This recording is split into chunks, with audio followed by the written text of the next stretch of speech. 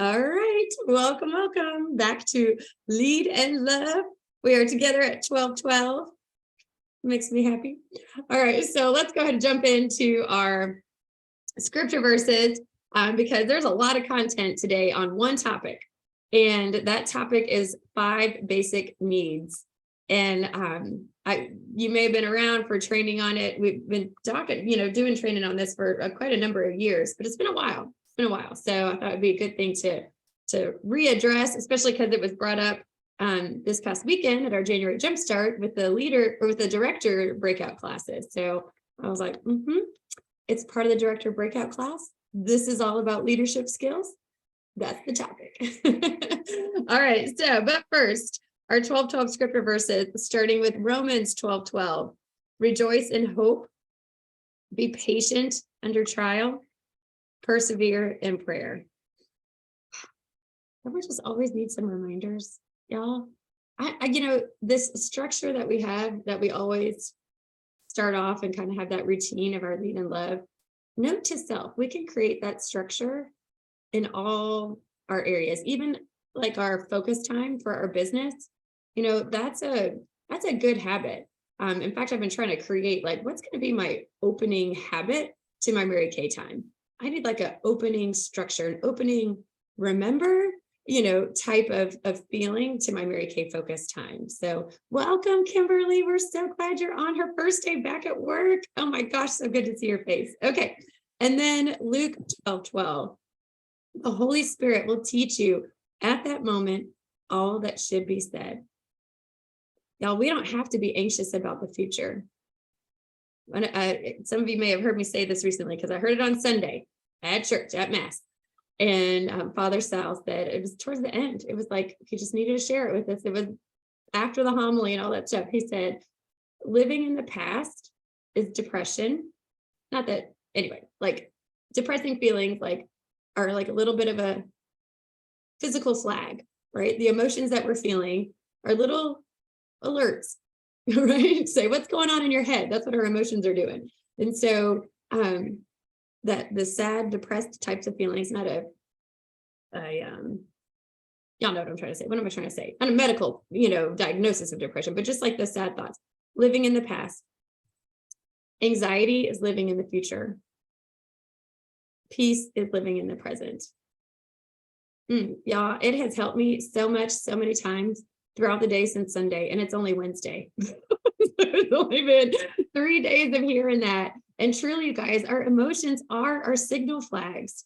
They're there to alert us going, what's going on inside, right? And I told that to one of my friends, and she's like, dang, well, we got to think about the future. I'm like, there's a difference between planning the future, envisioning a future, and living in the future, right?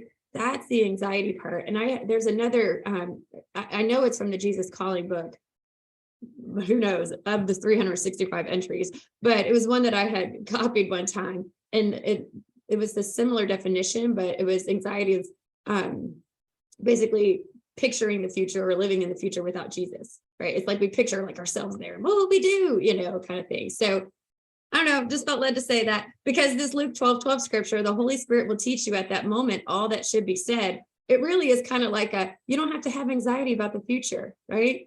In the present, there will be peace through the Spirit. He will instruct you. And then 1 Corinthians 12:12.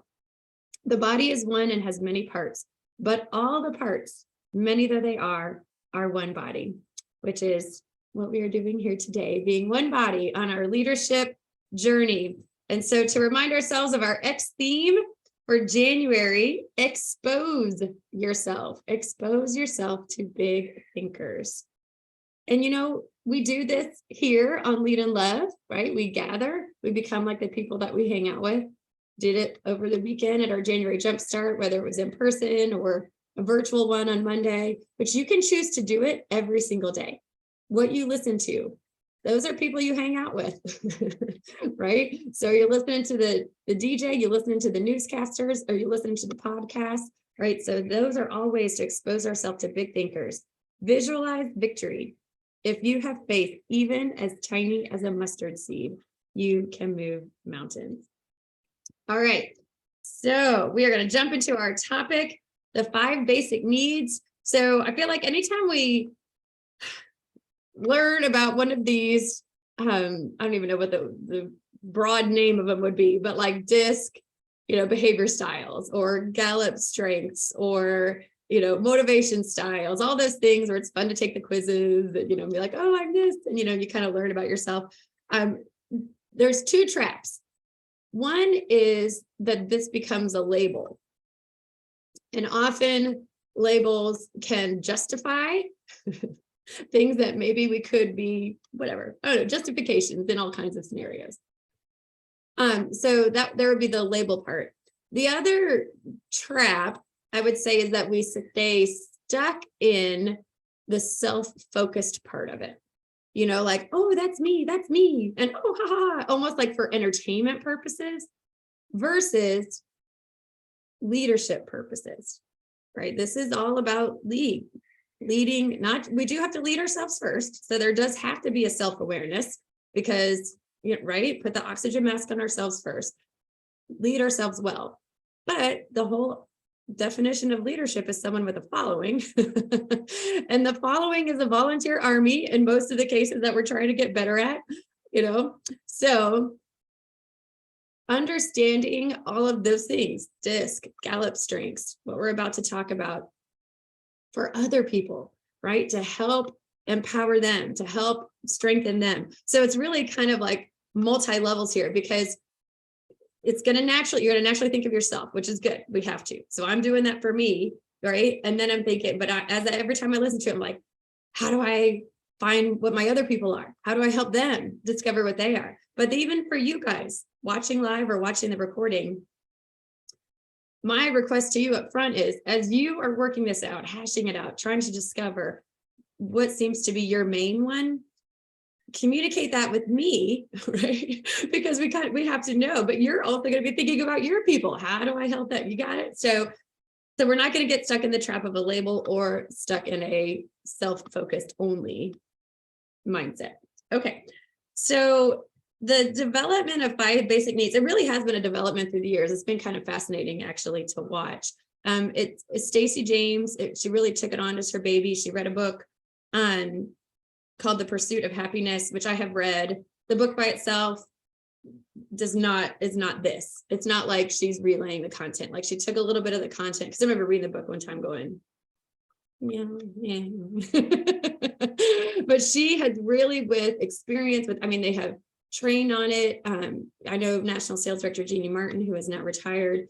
This was her topic years and years ago at one of Cindy Williams' fall retreats. And I'm just going to tell you, even then, when I first learned it through Jeannie Martin, I thought I was one thing. And I just knew it based on looking back on my life and all that. I thought, that is my core need. And then through whatever, I don't know, I was like, you know what, actually, I think I'm another one. And so then I started kind of filtering my life and my decisions, or just kind of being aware through that lens.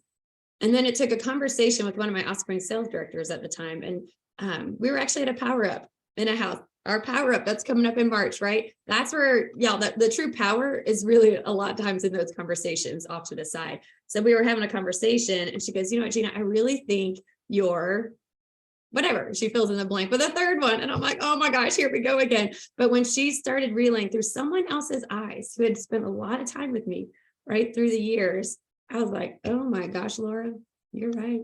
That's me. And it has helped a ton. It has helped. And that's why we learn this stuff, right? So let's start off with just Maslow's hierarchy of needs. So if you've ever taken a psychology course or whatever, this will sound, kind of familiar. So let me know if y'all can see the picture. Can y'all see that? Okay. So just to review, if you've seen it before, whatever, or just a review. So basically, the idea is the very basic needs at the bottom. Physiological needs. You need food, you need water, right? You need rest. Those are very basic body needs. Without those things, nothing else above it even matters. That's pretty obvious, right? If you're starving, whatever, you're not really thinking about am I fulfilling my purpose in life today? Right? You're like, I need food, right? So it's going to start with those very basic things.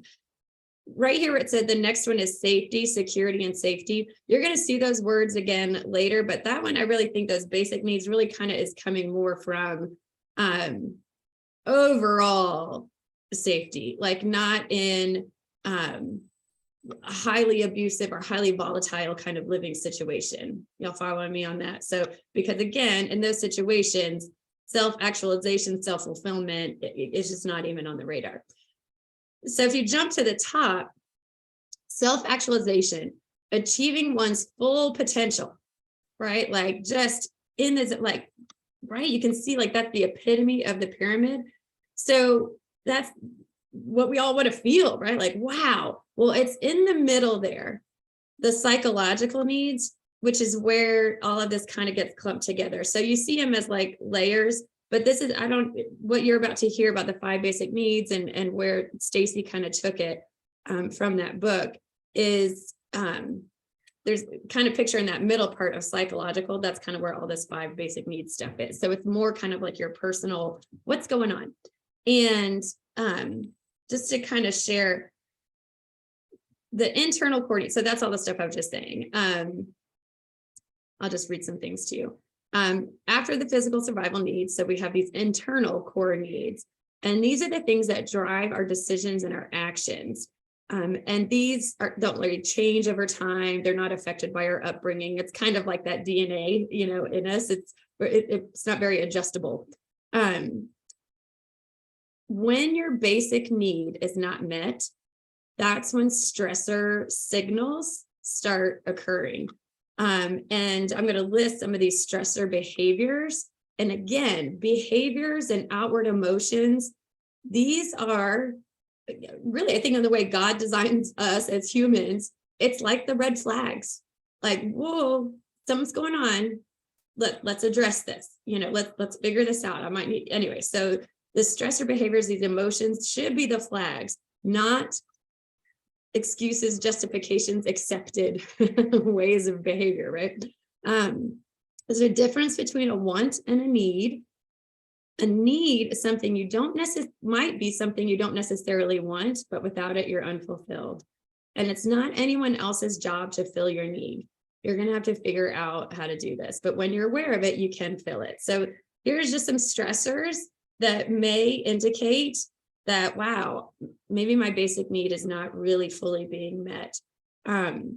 Small issues feel like major issues, withdrawal or isolating, rising anxiety, overcritical, maybe of self or of others, frustrated with other people's behaviors or other people's efforts, just overall kind of frustration, neglecting planning in advance or being argumentative, procrastinating on decisions, disregard for details, feeling paralyzed and wanting to do nothing, irritation easily, unrealistic expectations. Okay, so I'm going to pause because it's only halfway down the list. So if this sounds like a downer, I mean, obviously we're all human. So some of these things are just are there going to be moments where we're like, oh, irritated with others? But I think it's more of a, wow, there's a lot of them, or wow, there's a lot of them frequently, right? So let's kind of filter through that also.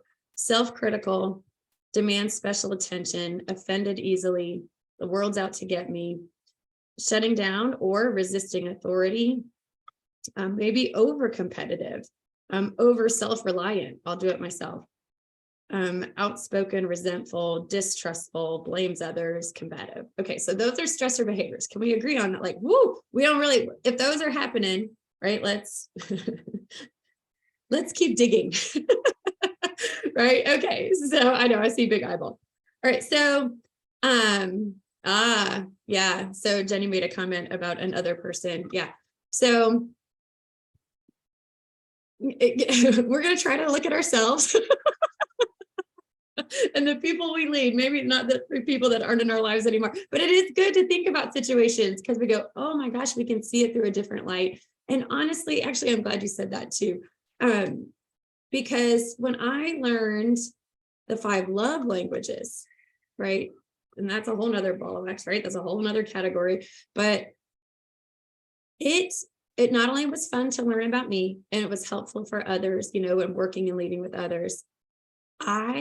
My grace level for my some people in my life that were in my family or are in my family and weren't going away, right? Totally increased.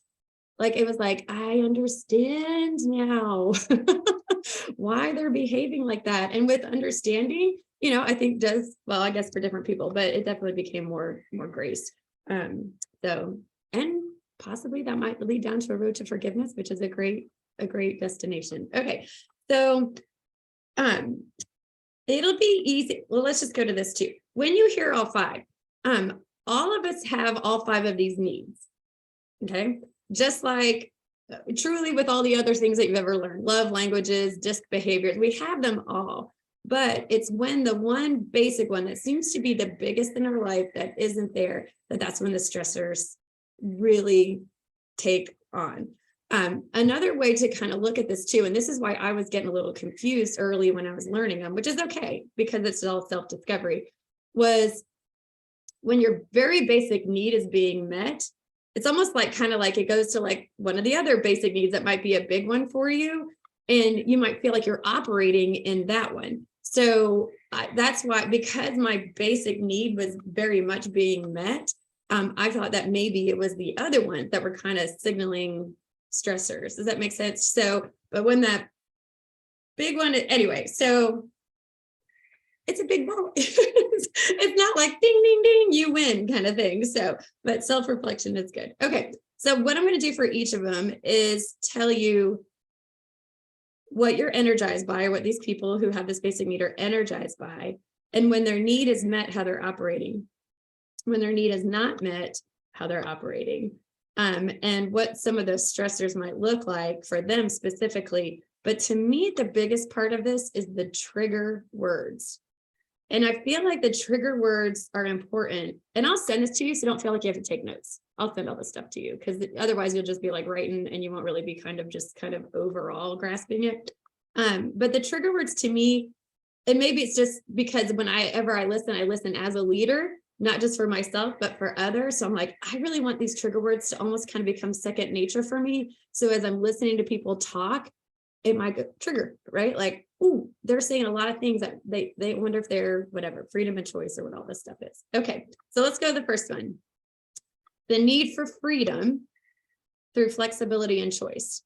Okay, the need for freedom through flexibility and choice. And these people are energized by an open agenda, the freedom to choose, an innate desire to create her own way, soaring in a positive direction, the desire to control the decisions and the schedule, values relationships that don't require constant attention, and expressing herself through actions and an agenda. Okay, can you kind of see that overall picture of just living in a place of freedom, flexibility, and choice? And when that need is met, energy, super belief, passionate, more willing to just get out there. When the need is not met, feels suffocated, gets thrown off course easily, low energy, isolating, and can even appear rebellious. The stressors are rigid rules, conformity, structure without choices, being told you have to do it this way. The only way to do it is this, right? And so here's some trigger words: independent, freedom, flexible, figure it out. Self-starter, decision maker, options, resourceful, autonomy.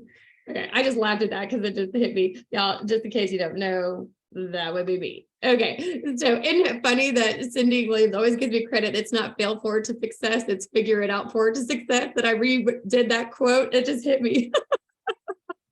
That would make sense. I'm like, you should just figure it out, right? Oh my gosh. Okay, so that's interesting. The challenges gets lost on tangents. Hello. Okay. So, oh my goodness, you guys. All right. So here's the, okay. So other than, to me, the thing that I start with and end with, if you're going to write down anything, these would be the things. So freedom through flexibility and choice, but a daily question. I think this is important. A daily question to ask yourself, or if you're leading someone, to ask them, what options do I have today? That's a good one. What options do I have today? Of course, I think it's a good one because it's me. Okay. All right. The next one, the need to conquer through power and achievement. So this person is energized by the win, highly competitive, the spotlight, or the highly competitive spirit, is energized by the spotlight, appreciation, relationships that challenge her, admiration and respect, takes the lead without thinking. What's next? Has anyone ever? Those types of questions. Being in charge, completion of goals. When the need is met, they have an inner peace. They're content and confident. When the need is not met, they feel underutilized and will do nothing if they're not winning, right? Like not feeling the win, I'm not gonna do anything. And will leave so they can feel a win somewhere else. That's a big one right there. Stressors, if there's no finish line to cross, lack of opportunity, and being a part of the crowd. Interesting, right? Triggers or trigger words: successful, accomplished, best, most, powerful, record breaker, number one, competitive. All right. So here's the challenge for them. They can lose sight of their purpose and seem or be insensitive to others. It's all about the conquering. But the daily question would be, what finish line can I cross today? Very insightful. Okay. Hold on. I do real life happening and my son is texting me if it's not feeling good. And it's just the real deal. Okay. Try to fix all of this stuff before I got on. Okay. Sorry about that. I just lost my note. Okay, that was conquering through power and achievement. All right. Next one, the need for adventure through fun and pleasure. This person is energized by experiences and laughter, will work hard to play hard, motivated by the ability to have fun, conversation, and laughter on a daily basis, drawn to music, inspired by the opportunity to experience the uncommon, new places, venues, and adventures or events, loves to get away for the adventure, not for the rest, loves to explore, like theme parties, spontaneous opportunities for fun. When that need is met, it seems like they have the Midas touch. They're passionate, excited to get to work, and effective. When that need for adventure through fun and pleasure is not being met, they question why they're doing something. What's the point of doing this anyway? Becomes resentful, checks the boxes, and feels spent, lost, or bored. So the stressors are monotony, same thing over and over, the have-tos, lack of resources, serious or dull conversations, and non-entertaining, very long training sessions. When I say very, I should just say long, whatever's long to them. And here's some trigger words. Fun, party, excitement, audience, performance, flexible, impromptu, adventure. And the challenge is sometimes they forget they need to do some serious work. And the daily question is, what am I looking forward to today? Isn't it interesting, right? These little questions, just a little bit, but to focus on that day. Okay, we'll do 4 and 5, and then I'll just kind of wrap up because I know there's going to cause some reflection and there'll be some questions too. So the need for influence through love and connecting. The person who has this as their main big time basic need is energized by an opportunity to influence others, to make a difference, loves deep, meaningful conversation, wants to have a passion, loves to influence another to shift, values relationships, is group oriented, loves the girl time and the sisterhood, measures progress based on elevating others' belief and understanding. So when that need is met, they are happy and connecting, confident, forward moving. When that need to influence, to feel the love and connection with others, when it's not met, they doubt themselves become too sensitive to the needs of others, complicate their performance, and pull back. Now, this stuff is so true. The stressors is when there's no platform to influence. Their voice is not being heard. They're uncertain if what they're doing even matters, and being without a community. The challenge for them is hanging on to people for too long or being oversensitive. And the trigger words: connection, relationship, mentor, sisterhood, let's gather, lasting experiences, and others focused. So the daily question is, who will I impact or encourage today?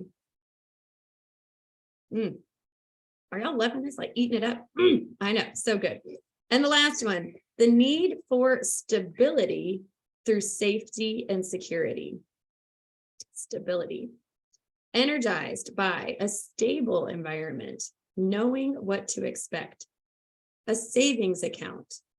I know that sounds kind of maybe bizarre if this isn't you, but one of my good friends is safety and security, the need for stability. And she's like, yes, that savings account is very motivating. I'm like, wow, okay. Needs to think things through. Motivated by the ability to control and create their own future, seeks peace, tends to follow the rules, prefers certainty, one step at a time, loves the process. When the need is met, they are at peace, they're able to take bigger risks, right? If the feeling of stability is there, doesn't mean they're not a risk taker, but when the need is met, isn't that interesting? They're able to take bigger risks and take leaps of faith. When the need is not met, feel anxious, panicky, playing small. The stressors are unexpected changes, uncertainty, no margin, instability, and what if? So the challenge is not to become stagnant or overly cautious. So the question, interesting, what can I expect today? Very, very interesting. So if you're familiar with DISC, dominant, influential, S, I think actually the S, no, I just heard these, so now I'm kind of forgetting. It's stability, I think, right? Safety, something like, it's kind of the same kind of words. And then C is conscientious. It's easy to kind of, because they overlap a little bit, but remember, one is behavior. DISC is like the behavior habits or whatever, but this one is the need is not being met or is being met. And so one of the things when I first learned this was to look back on our life when things were going well, right? When things were like on top and going great, and kind of filter it through these and kind of see, was that need, being met? Probably all of them were, honestly. I mean, truly, that might not be the easiest way to go because they're all being met. But maybe for me, when I was looking back, I was like, I looked back to a hard time in my life also. And that you can look back to hard times when you were still okay, or maybe hard times when you weren't. And so for me, looking back at like when I was in the hospital with Cody, and examples kind of help, not because it's about me, but it might just kind of help. I thought, okay, when those 3 or 4 years of absolute turmoil with Cody, our business still did great. And people are like, how did you do that? How did you stay in a Cadillac? How did you keep your unit during all of that craziness in the hospital with Cody for years?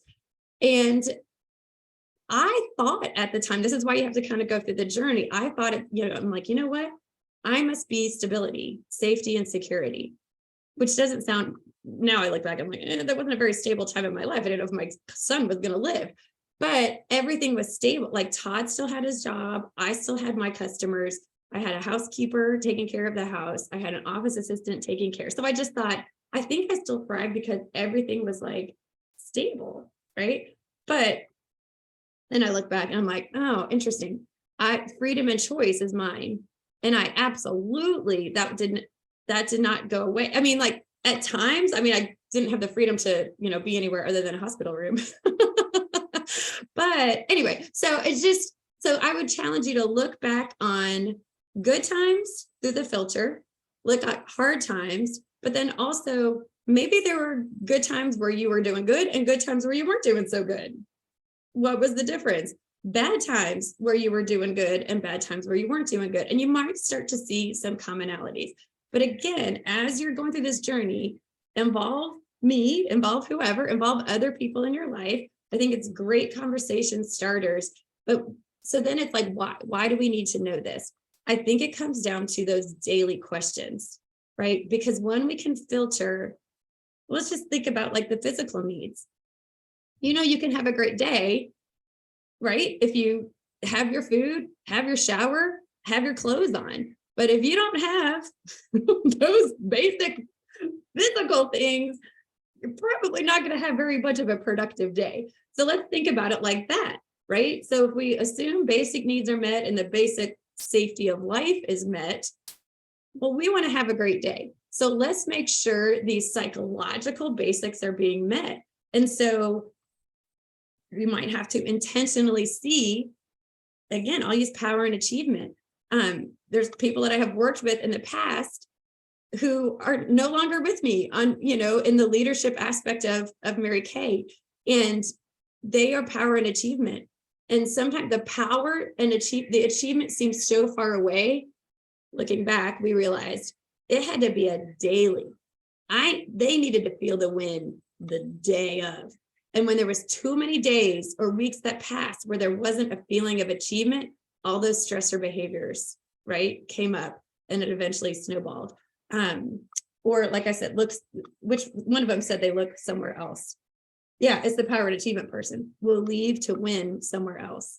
Very, very interesting. So this stuff is really, really important. Very, very much important, because it's going to drive our days. And we know that that's where the power of our progress really is in the day to day. So, woo! A lot, right? It don't feel like you're gonna be like, that's me, or I don't know, you may be like, that's me, and then like run. So that'd be pretty awesome. I guess my journey doesn't have to be everyone's. So, all right. So as we kind of close things up, just a reminder that, as leaders, we want to grow.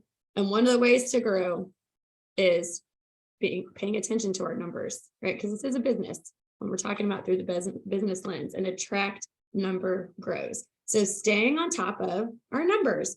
And just to kind of feel, I know I have to repeat in different places, but there was the aha last week after last week's Lead in Love, and we were talking about goals and dreams and the O in the middle, right? The opportunity in between G and D of O was the opportunity, obedience to the opportunity, and the difference of action and achievement, or also the similarities of how important both of them are, right? And it wasn't until after the Lead in Love was over that I'm like, oh my gosh, BFF, you guys, BFF. Yes, we have so many acronyms for it.